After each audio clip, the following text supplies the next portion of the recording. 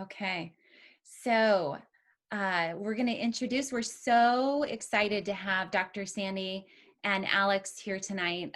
We're really, really blessed that they came. Dr. Sandy is a master trainer and international training coordinator for the Champions Club organization. For over 34 years, she served as an educator, administrator, and school psychologist in the public school system. She brings her extensive experience in the field of special education to faith communities. Dr. Sandy wrote the first full-scale curriculum for Champions Club with Pastor Craig Johnson in 2014, and also co-authored the Champions Curriculum Home Edition in 2016. And she, along with a team of volunteers that she trained, opened the first Champions Club on African soil, which is really exciting. It's international. She has been married to Rob Robinson, the love of her life, for over 30 years, and they have two amazing daughters. Alex is one of them. Both daughters are committed to helping champions of all ages identify their God-given purpose and fulfill it. Rob and Sandy have one grandchild, Abigail Jopa, which is fun for us because our daughter's name is also Abigail. Yeah. And she's the joy of her life. Yes, and Alex is also co-pastor of the Taylor's House Ministries. So along with being an OT and a mom, busy mom, she's doing that. There's a lot on her plate. So we're happy to have you both here. Thank you. Thank you for allowing us to be here. We always want to just give honor to the house. All of you know what it is to live with and minister to and raise kids, teens, and adults with special needs. And then for this amazing couple, Kristen and Eric, to do this nonprofit, to give back when their lives are intense.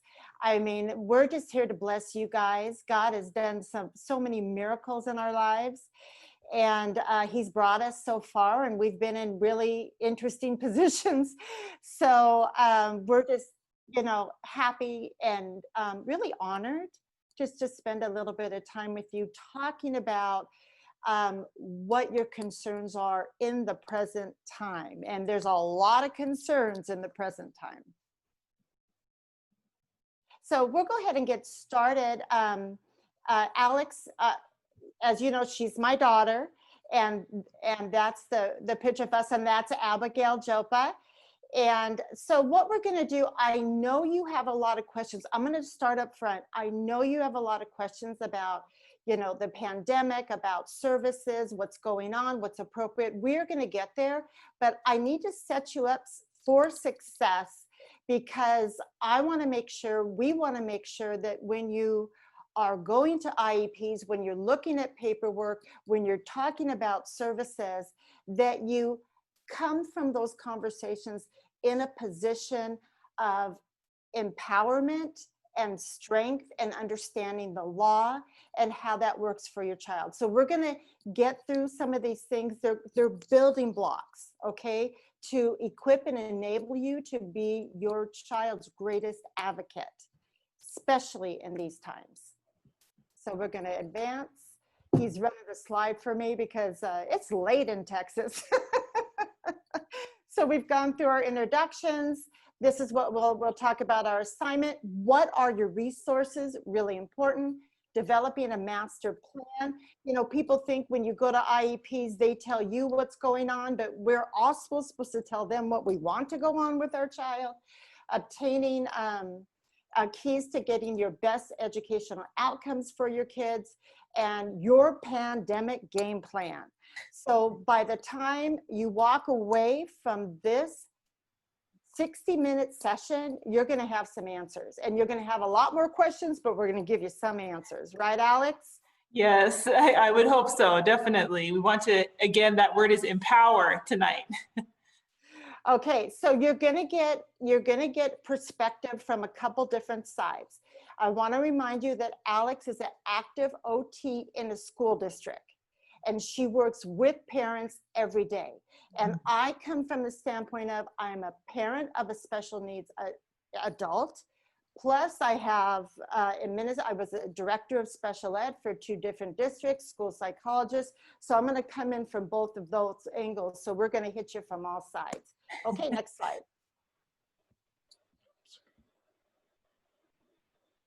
Okay, so first of all, I just want to talk briefly about our assignment.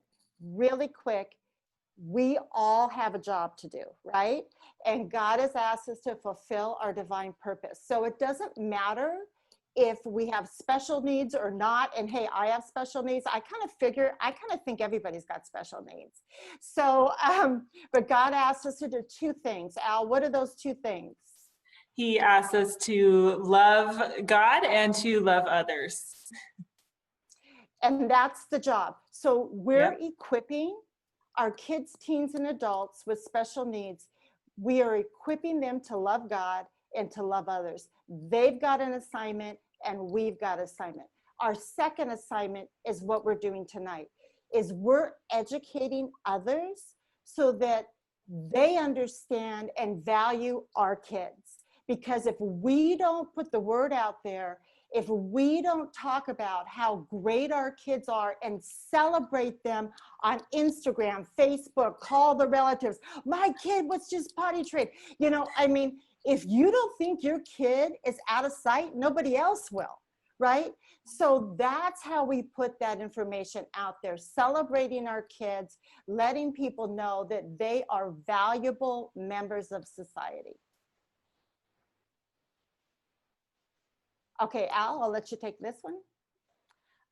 So your son or daughter's education is paramount to them being equipped and empowered to fulfill their destiny. So we're not just talking about goals that are in the school, what they're doing at school. We're looking at the whole picture tonight. The IEP is not just getting them through school. This is a game plan that should fit the family. It should fit their entire lives. Where are they going? Where are they now? And your son and daughter's education is closely linked to their IEPs and your relationship with their teachers and therapists. The big word there, relationship, right? Oh. They can be tough, and we'll get into that. But yeah, I think those relationships are very critical when we're talking about the IEP team. And so okay, so there are times, and we're going to talk about those times where you're using resources like the law and you've got to fire back and fight for your kids, but it's always trying to build a collaborative relationship with your team. That is key, because it takes a whole lot of energy to fight. So you got to make sure you got those relationships before you got to take on the big ones, because eventually you will have to fight. Everybody has to fight. That's the other thing I want to tell you. I talk to a lot of parents with special needs, and they're like, I'm already exhausted. Why do I have to fight the school? Well, baby, that is what it is sometimes. And so that's why we look to God for strength. We look to our resources. Here's this slide. Our faith. God will get us through it. There's been so many times where I've had sleepless nights with my daughter. Not this one. Well, maybe this one too. But I have another. To be fair, I have another. We all have daughter, special needs. And I was just pacing, and my husband's up. I'm up. What are we going to do, man? It's out of control. I don't know what's going on. Oh God. And if I could tell you one thing, being almost 62, that I wish I had trusted God more. I wish that I had laid it at his feet and praised him for the answer. I wish I had trusted God more, because I spent a whole lot of sleepless nights and God already had the answer. So I'm just giving you that right now. I don't know how people live this life without faith, but okay. So your resource is your faith and communities of faith. People that will come along beside you, stand with you, pray with you, and do those things. The second thing is really important. You have the law. The law is your resource. Now, a lot of us don't know what the law is. Well, we're going to help you, and that's okay, because it's very confusing. All right, so the law, IDEA, that is your strength, baby. That is where your rights are, and that's how you fight for your kid. And we're always looking for faith, free and appropriate public education, in the LRE. And the LRE is with general ed as much as possible. Okay, and then we also have all those sites online. You've got the California Department of Ed, you've got your local planning area, you've got regional center, you got school districts. Those are all your resources. If you're not using them, that's where you can tap into. What else you got, Al? Well, I just think that's a good point. First of all, we look at the district and, our other professionals, and we think, oh, they're the people I got to fight. But no, they are your resources. Let's get that frame of, let's get that new frame in our mind of how we can look at these different entities, right? We also have professionals and therapists, OT, PT, speech, all those, ABA, everybody, and then also communities of like-minded people. Here we are, right? Hope on the Hard Road, love it. Champions Club Family Group, that's my mom, and hopeforthefamily.com. Anywhere you can connect with other families, it is a major blessing and definitely is going to help you. Okay, I work with a lot of individuals regarding their IEPs, especially when it's contentious. So we're just going to follow along. The first thing I will ask him is, so what are your long-term goals for your child? Like, they say, well, I've never thought of that. Okay, we got to start with what is important to your family. Okay, this is because a lot of us, as I said, we go into the IEPs, all the specialists tell us everything, and yeah, that's good. But what is valuable to your family? This is what's important to bring to the table. You say, by the time my kid turns 22, I would like them to work ABC doing this. Let's start from that long-term goal that you've discussed with your family and with your child. And you go, well, my child's nonverbal. That's when you look at what, Al? Looking at what, are you talking about their interests? Is that where? Yeah, this is huge. Yes, definitely. As an OT, I always want to know what is going to motivate your child. Do they like Legos? Do they like something really obscure that you're like, oh, I don't even want to mention it at the IEP? No, I want to know because I'm going to use that in my therapy sessions. And if a goal is not motivating to a child, even if it is educationally appropriate, I, as the therapist, I want to gear my goals towards something that the child is motivated with, always. And I can work in the academics. That's kind of how I like to frame it, but it's very important, absolutely. And then sometimes you can look at your kids and you can figure out, hey, what kind of gifting do they have? And maybe we can kind of form that into a vocation. I mean, we sell our kids short. We're like, well, they're autistic. What? I mean, they are gifted. Yes. They have gifts within them that we want to develop as parents along with the IEP team. And then whatever your long-term goals are, you want to create short-term goals that will reach, the benchmarks that will reach your goals, and then have timelines for that. Okay, so now here we go. Keys to obtain the best educational outcomes for your sons and daughters. And we all want this. So the first thing I know and I learned, okay, my kid's 27, this one just turned 30. All those years, every battle's spiritual. Every battle I had with my husband over the kids, every battle I had with the school district, and I had them, and I was their boss and I still had them. Every battle I had in every area, it started with spiritual. So as soon as I committed that battle to the Lord, I got a release.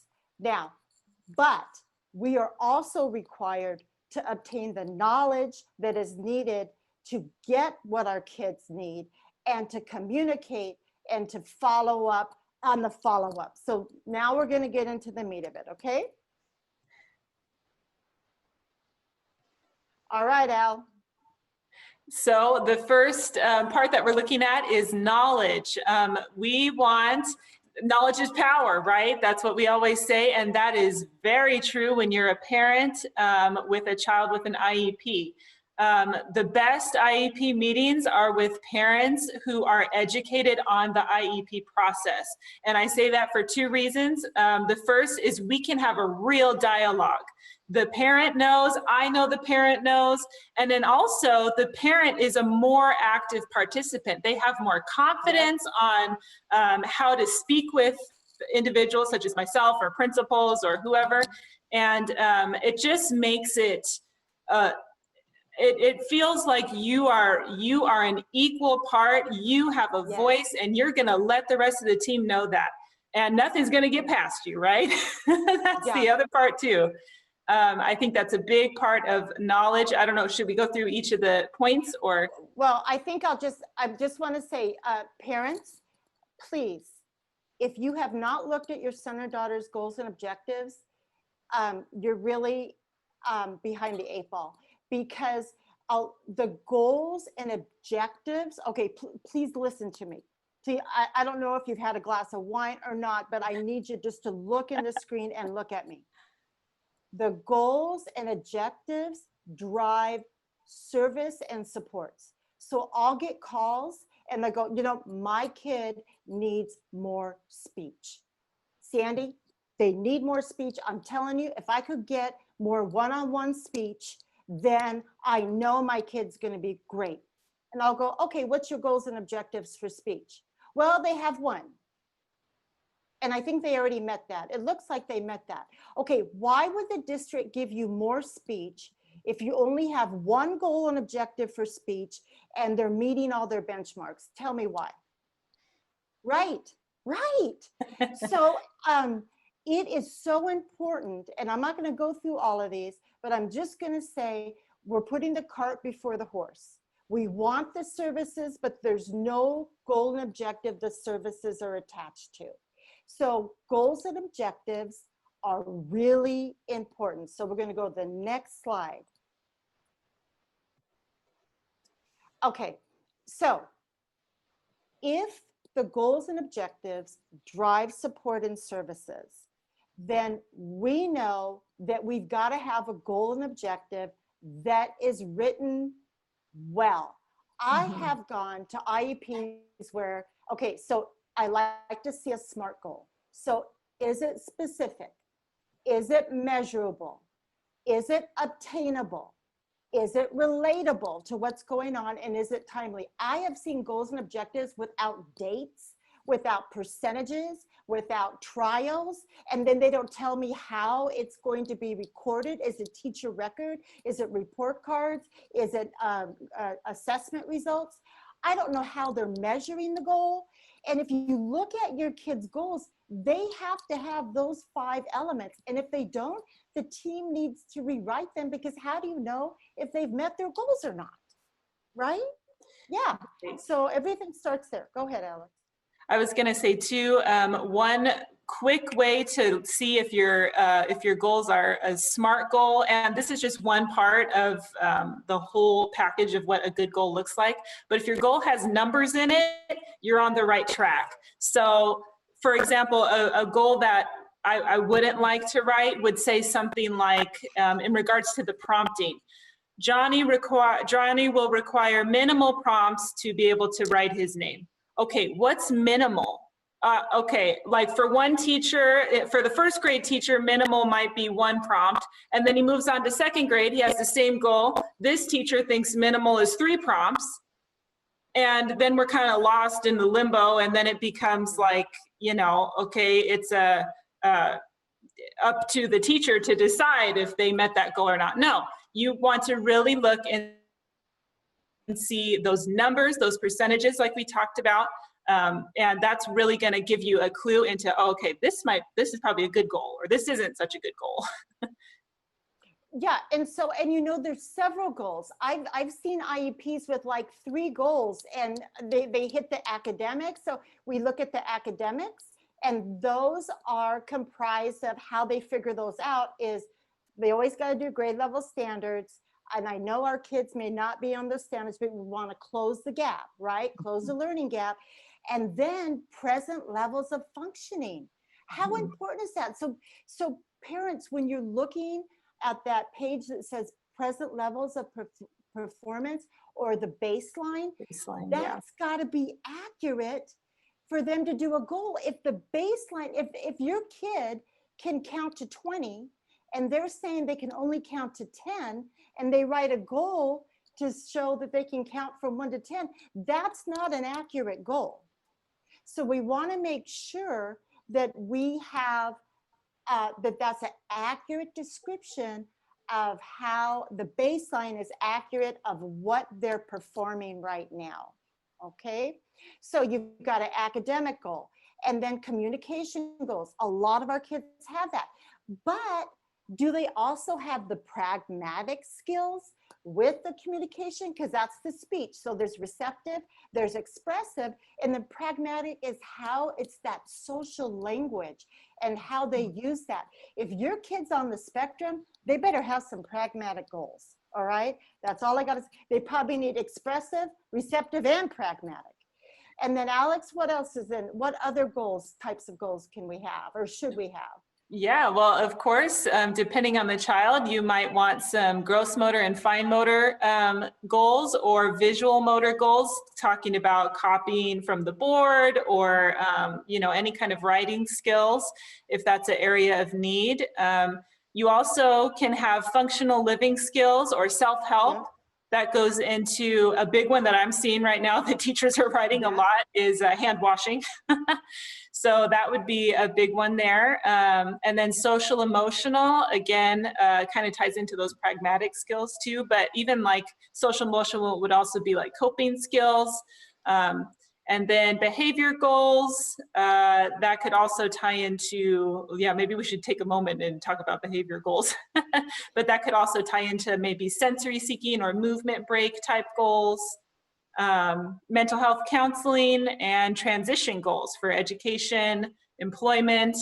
Transition goals are usually for older students, but it can also be like a pre-K transitioning to a kindergarten. That can also be transitioned to.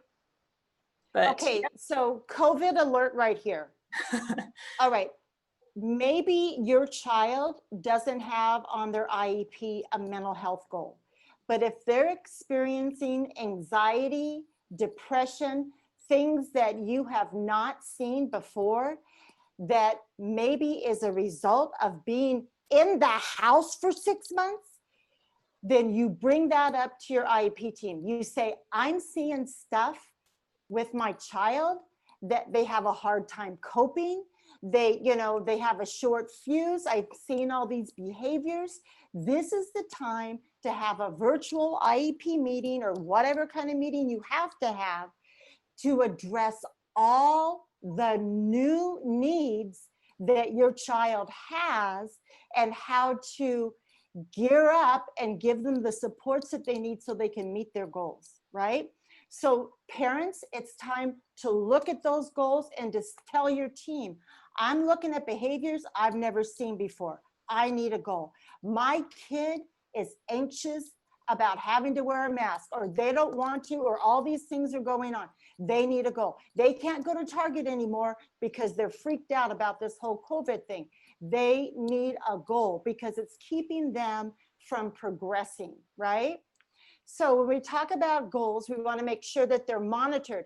You know what? If you're not getting progress reports on how your kids are doing on their benchmarks, that's a red flag.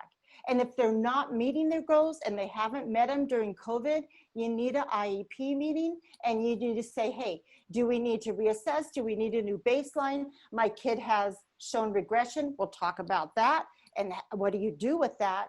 But you've got to make sure you're getting these progress reports, and they need to have work samples and assessment results. If they're just saying, yeah, they're meeting their goals, well, how do I know that? Like, I need to see a work sample, or, you know, you haven't seen my kid in class for 6 months. How do you know they just met their goals? Okay. And then we want to make sure, go ahead.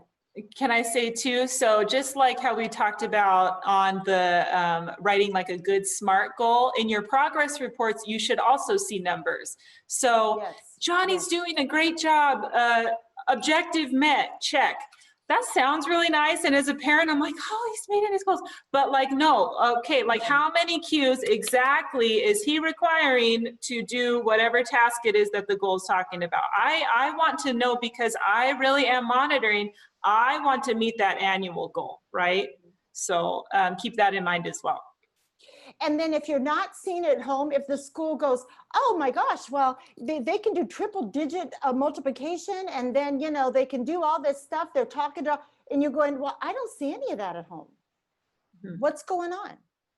Because that goal should be developed and generalized in different sorts of, like, at home settings, school, home, community, that sort of thing.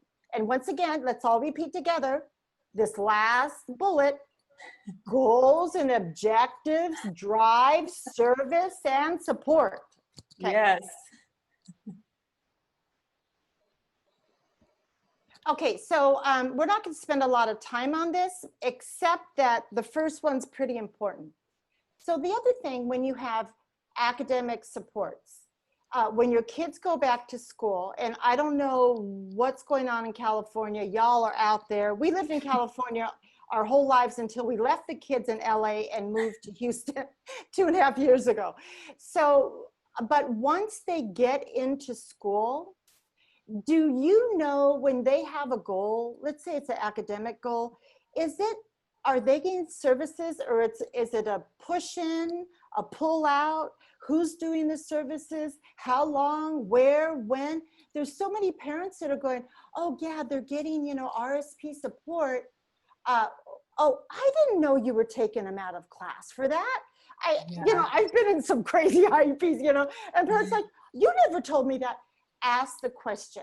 If you're going to give them supports for their academics or for their speech, is it a one-on-one? Is it a small group? Is it within push-in? Is it now? Alex, explain push-in and pull-out. Push in, pull out. So it's like it sounds. So a push in OT service, for example, would be, I am going into the classroom to work with a child. Push in could be a group setting, or push in could be one-on-one individual. I'm sitting with the child at their desk, working on something, and usually I'm kind of collaborating with the teacher, and I like my game plan is whatever the teacher is working on, I'm going to kind of swoop in and provide my OT tips with the student while they're working on what the teacher's working on. That's push in, right? And that's when you're trying to, maybe the student has already mastered a certain skill within the one-on-one setting of, say, OT or speech, but now we want to, again, here's the word, generalize it into the classroom. So there's some kind of disconnect between working with them one-on-one outside the classroom to, okay, they're not really showing this skill yet in the classroom. I want to do a push in at that point, okay? And then pull out is what it sounds like. I'm pulling the student out of their typical classroom, and I'm working with them on specific skills. That, again, could also be a group setting, or it could be individual. Okay, so they need to know that. Yes. So here's the designated instructional services. There's a lot more. These are the common. And I want to point out assistive technology. In this whole computerized Zoom, Looney Tunes, what we're going through, your child may need help with technology. So you may need to request an assessment or something from your team in order to help your child learn from whatever platform they're learning from right now. Right, Al? Yes, absolutely. I'm seeing a lot of students right now, you know, so they're having to tackle the typical curriculum that they usually would, but on top of it, now they're having to learn how to use a computer. And those skills aren't typically started to be taught until junior high. Mm-hmm. So, you know, you're asking a second grader to type or to use a mouse to drag object, and it is difficult. So, yeah, everybody's on a big learning curve right now, but I would say definitely you want to look into assistive technology. One thing I've also noticed about assistive technology is sometimes an assessment will be done, and they'll be provided, okay, this, an iPad would be a good, resource for this student. They get the iPad, they get one training, and then they're gone. And it requires a lot more training. So parents, if your child is getting an assistive technology support, or if they're getting a referral, you really want to discuss, once they come back with that report, okay, what is the training going to look like specifically? How can I reach out to you if I have questions? Because with technology, a lot of stuff comes up pretty frequently. So that would be my one tip with that. Okay, so we're gonna, because I know you probably have a lot of COVID stuff, so I'm gonna see if I can roll through this a little bit. So let's see the next slide. I think I'm gonna miss something. Oh, well, I am a genius. It's the next slide. Okay, get ready. Here we go. So pandemic, academic, and DIS services. So there's a couple. So here's a couple places where, I don't know if your school districts have already sent them to you, but these are sites that you can go to that talks about the services and supports they're going to give you during the pandemic. And so as we progress through these uncertain times, the law says that you have to work with the IEP team to get what you need to do what needs to be done. So the goals and objectives still have to be met. Okay, parents, look at your child's goals and objectives still have to be met. And you've got to come to the table with the IEP team and figure out how to do that. And you must agree to it and sign off on it, okay? So it is an agreement between members of your team. And if you don't like the options that they're offering, you need to say, I just don't believe that's going to work for us right now. I need other options. I need you either to put it in, and we'll talk about putting everything in writing, but you're going to need to be your child's greatest advocate and be honest with the team. If your preschooler cannot sit in front of the computer for Zoom, something else is going to have to be figured out, and we can talk about what those options. And by the way, for those of you that don't know where your IEPs are and you haven't seen them in a while, I have a binder. It's called Our Journey of Resilience Special Ed document binder.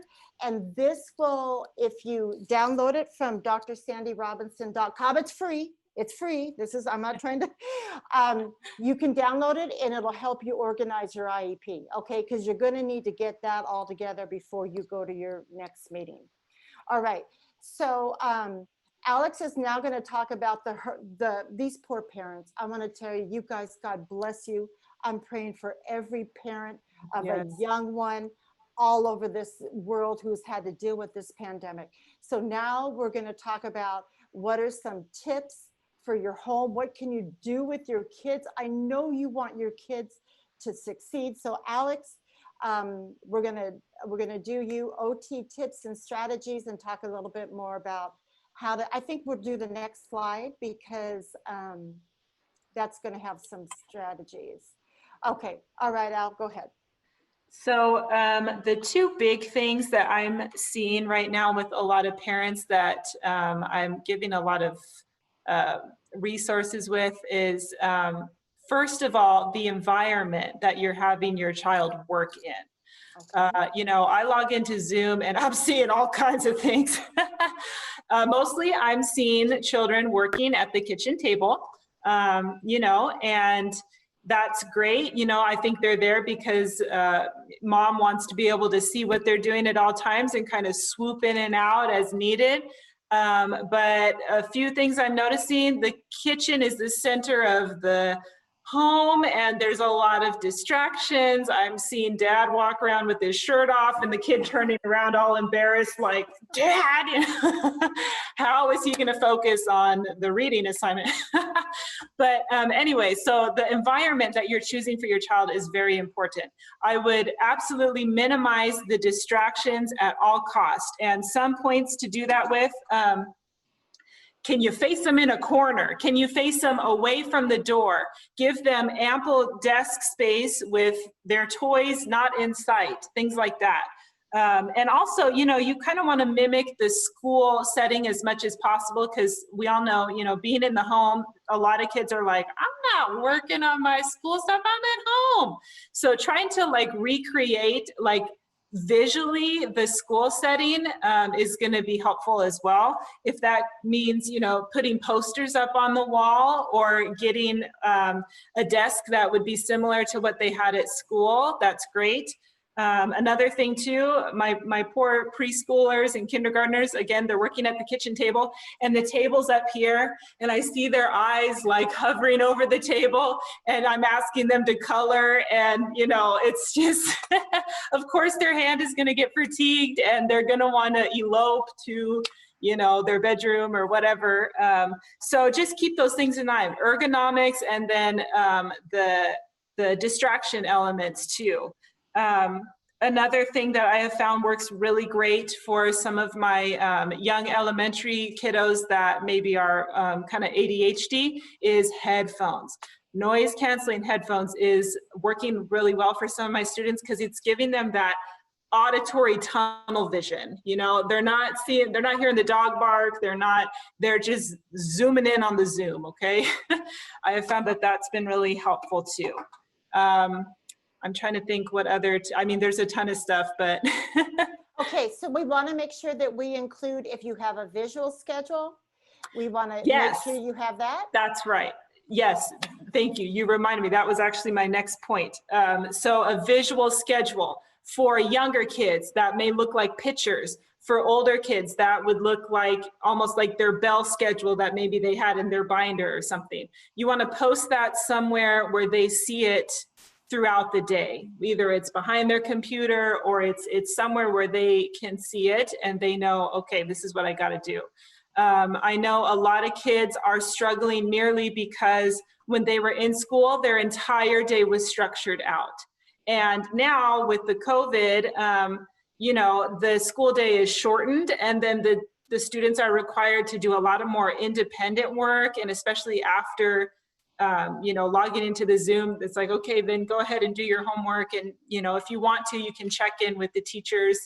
And what I'm finding, especially like my junior high students, they log off of class because it's like, you know, when they were in class, all right, I'm out the door.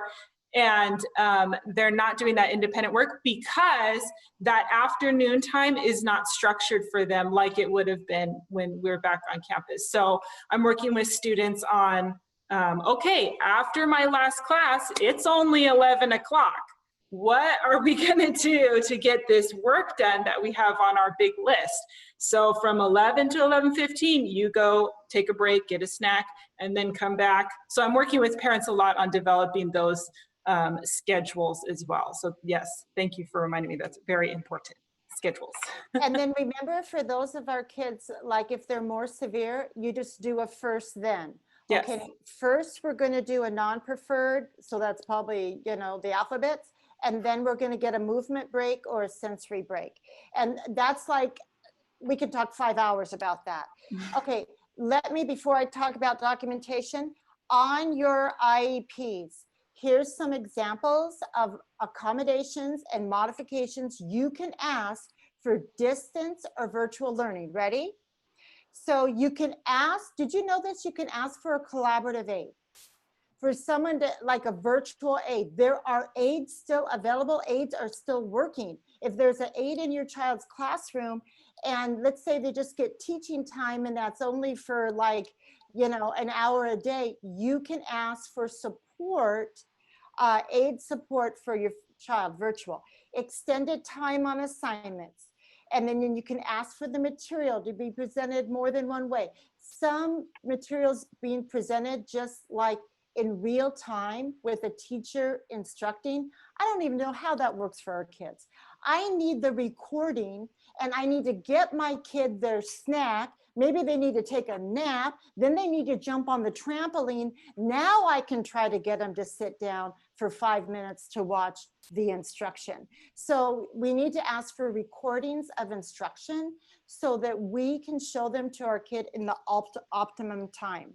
Remember, once again, sensory and movement breaks, preferred and non-preferred, paired, and then assistive technology assessment if they need it.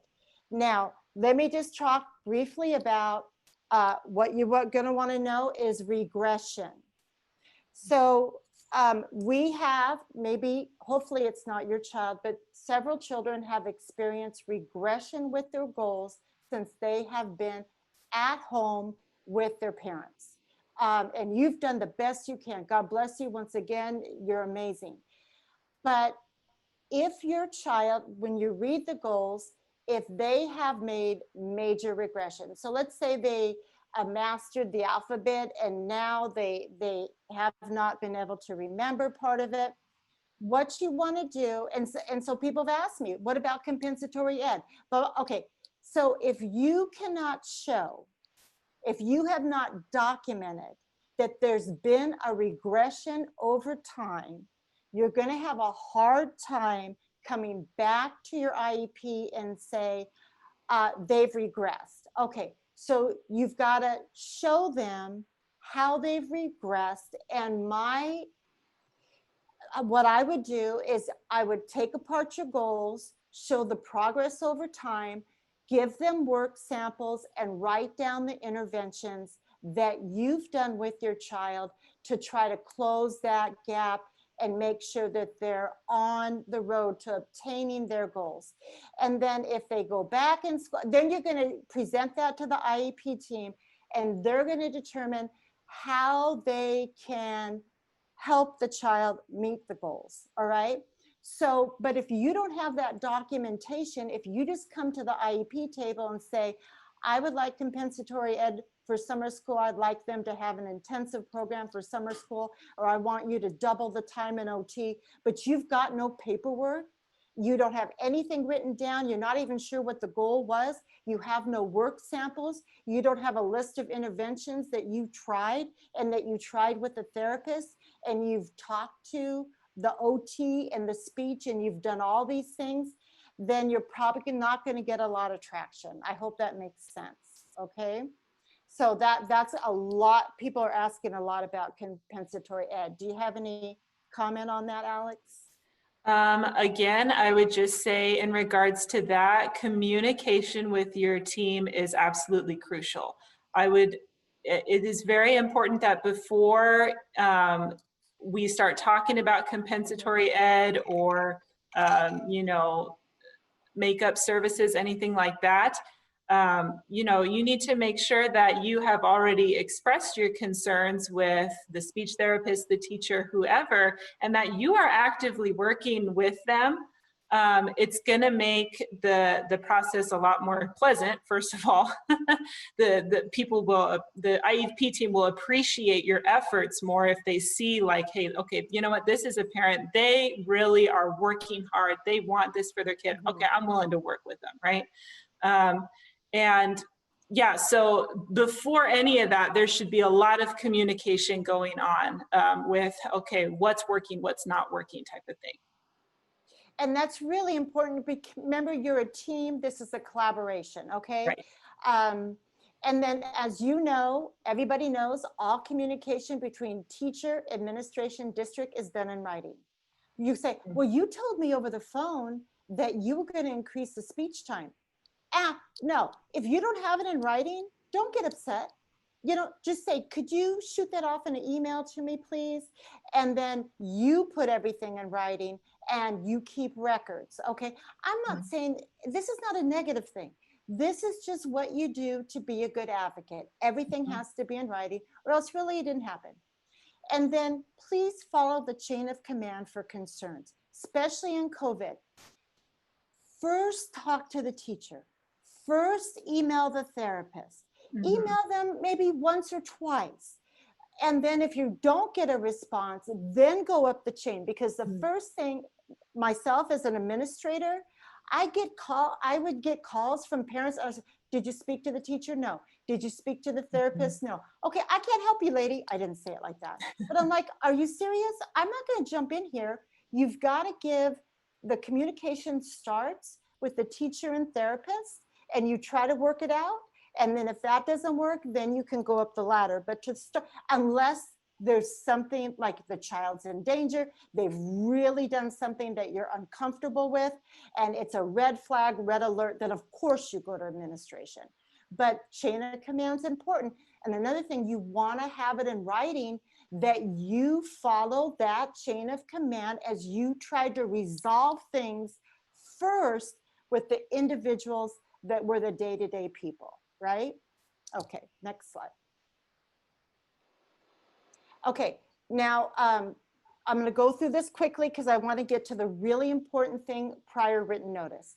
So you're going to submit, okay, these are just recommendations. You don't have to do anything I said. Look at our dog. That's little man. He's my service dog, man. I love this dog. I've cried more tears in his fur. Anyway, submit all your concerns prior to the IEP meeting. And people go, I don't want to tell them what my concerns are because then they'll have, you know, they'll try to undermine me. No, you do want to tell them what your concerns are so they can figure it out before you get to the meeting, because this is what they say.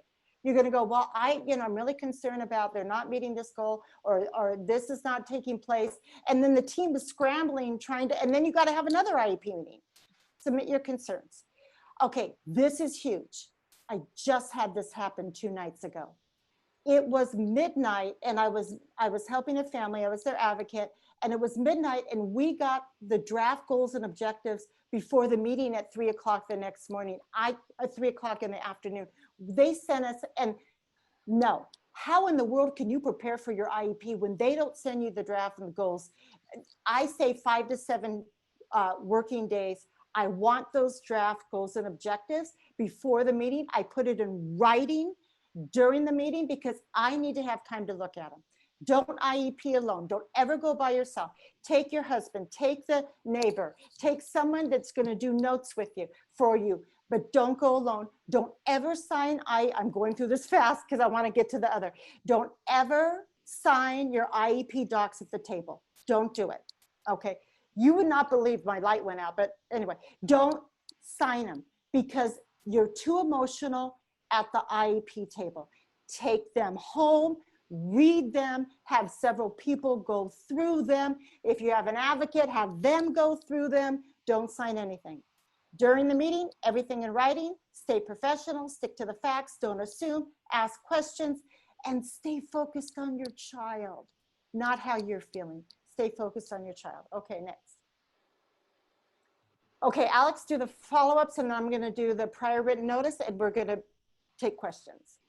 Okay, first of all, I know we got stuck on time, but there's something there. I have a pet peeve about the previous slide, IEP recommendations. One thing I recommend for parents to do, at the beginning of every IEP meeting, the team will say, what are your child's strengths? And I don't know how many parents, they're not prepared for that question, and they go, I don't know. He likes Batman, and I think always be prepared to talk about your child in a positive light also. Okay, that is my thing. But okay, follow up. Follow up on the follow up. So in the meeting, so-and-so says, all right, okay, the OT, you're wanting the OT to do a screening to check on him, how he's doing in class, and see if maybe there's a assessment needs to be done. All right, we'll talk to the OT. Crickets. Okay, you need to make sure that that is happening. And again, you want it in writing, emails. When did it happen? Did it happen? What needs to happen to make it happen? Okay. Keeping records of all correspondence and conversations. That's what we just talked about, keeping it in writing. If not meeting benchmarks, request an IEP. So yeah, in the middle of the school year, whenever you have a concern, you can request an IEP. You don't have to wait for the annual. You don't have to wait for something horrible to happen. You can always, as the parent, request an IEP. After the IEP draft and after the IEP draft and submit a parental summary. Okay, maybe I'll have you go over that one, Mom, and then you can get into prior written notice. After the IEP, should be a comma there. You're going to draft and submit summary. So you're going to say, okay, this is what I saw that went on in the IEP. This was my concerns. This was your response. And then you told me you'd get back to me in 10 days. So people go, why are you doing that? You want to make sure that all your concerns are followed up on, and you're letting the IEP team know that I'm holding your feet. Well, I don't want to say feet to the fire, but I understand what you said. And if you disagree with me, I have this in writing. So if I don't hear anything from you, then we're moving forward. Okay, really important. This is worth, I don't know. I can't see if you're chatting. I don't know if this is the greatest thing you've ever experienced, but I'm pretty excited about what we had to give you. But this is gold. You ready? We gave you a lot of gold. Now there's gold in them hills. Prior written notice. All right. Oh, my light came on. Okay, next slide. It's on. Okay, prior written notice. Okay, the school must provide parents with prior written notice each time that it, Al, each time that it what? Proposes to initiate or change the identification, evaluation, or educational placement of your child. So all this COVID stuff going on right now, you should have gotten something in the mail that says, okay, we got to change up how we're doing stuff, and this is how we're doing it. If you did not get it, it is against the law. It's yes. against your procedure safeguards. And if you still haven't gotten it, you need to tell your school district, where's my prior written notice? Because you changed my kids' services. And yeah, I know it's a pandemic, but we still have the law to follow. Next. Proposes to initiate or change the provisions of FAPE to your child. I can't, yeah, that's an important one. Refuses to initiate or change the identification, evaluation, or educational placement of your child. So again, that goes into like an OT evaluation, was supposed to be scheduled, and you should have that within 60 days. And if that 60 days passes, you need to know why you don't see your evaluation yet. You should have received a prior written notice saying, hey, we had to postpone it for this reason, or whatever's going on. You should never be in the dark, basically. You should never feel like you're in the dark from what your district is communicating. The last one, refuses to initiate or change the provisions of FAPE to your child. So okay, so this is huge. This is huge. Okay, so I was just in that same meeting. This little boy, he's on the spectrum and he has leukemia. When he has treatments, there's 5 days that he cannot do any educational work at all. I don't care if it's Zoom or he's now in school, but he won't be able. So the team, I'm talking, and I go, okay, there's 5 days he's missing school, 5 days every 3 months. And I said, the parents are requesting that that child have makeup sessions. They want his OT and his speech made up for the time that he was not able to receive services, not of his own fault, but as a result of his cancer. And then they want makeup sessions where he missed education. Will he get them? He will get them, because I'm going to make sure that the district, and I already told him, I expect prior written notice from district regarding my request, because we used to think that a prior written notice was anytime the district changed their mind, but a prior written notice is also anytime that you request services. I'm trying to look at this. I have this great verbiage. So if you've ever been told in your IEP meeting, like you're saying, I really believe that I want to have a change in services for my son, or I think that we need to look at this a little further. When the district says, I don't think he or she needs that, why don't we wait and see and talk about that in a few months? Okay, raise your hand if you've ever heard that. I have to discuss this with so-and-so, and I'll get back to you, and then they don't. Or why don't we table that to fall or summer or when they graduate from this program? All right, they can't do that. By law, when you suggest something in an IEP meeting, hopefully it's based on goals and objectives, this is what they have to give you. Ready? This is gold. They have to, if they reject your request for additional speech, they have to describe the action that the school district proposed or that they refused to take. They have to explain why they refused your action, describe the evaluation procedure, the assessment, the records, report the school district used to deciphering to refuse that action. Look at, they're going to get exhausted. Include a statement that you have protections under procedure safeguards. And then they, look at this, they've got to tell you how you can obtain the description of that. So if they think you don't know what you're talking about, they have to make it plain. They have to include resources you can contact to explain it to you. And here comes the good part. They have to describe any options your child's individual education program or team considered and the reasons why those options were rejected, and provide a description of other reasons your school district proposed or refused the action. Look at 8 points. So when you're in an IEP and you're saying, look at, this pandemic has created all these situations, and I'm almost done, with our children, I'm suggesting that they have an assistive technology assessment. And if they go, nah, we're not going to do that. You know, I'm going to tell you, we don't have enough money to do that, and we don't have enough staff to do that. You'll say, please write that in the IEP. Could you write that in the IEP that you don't have enough staff or money to give my child an assessment when they are not meeting their goals and objectives? They're like, ah. And I'm not saying to be like, we're being collaborative, but I'm just letting you know, I use this all the time. But I use this after I know what the goals and objectives are. I know what the benchmarks are. I've talked to the team. They know that I'm on my ball. I'm playing game. I know exactly what's going on here. And I don't get pushback. I mean, I can't tell you how many services I get because I can explain, here's the goals, they're not matching up, they're not making progress, and here's my suggestions, and let's come to the table and find out what's gonna work for my kid and what's gonna help them progress, right? So I hope that we understood that, and we could go on another 3 hours just on that training, but I wanna wrap it up, and I wanna just close with, and I'll have Alex make a closing statement. Thank you so much. It's an honor. And that is your blessing.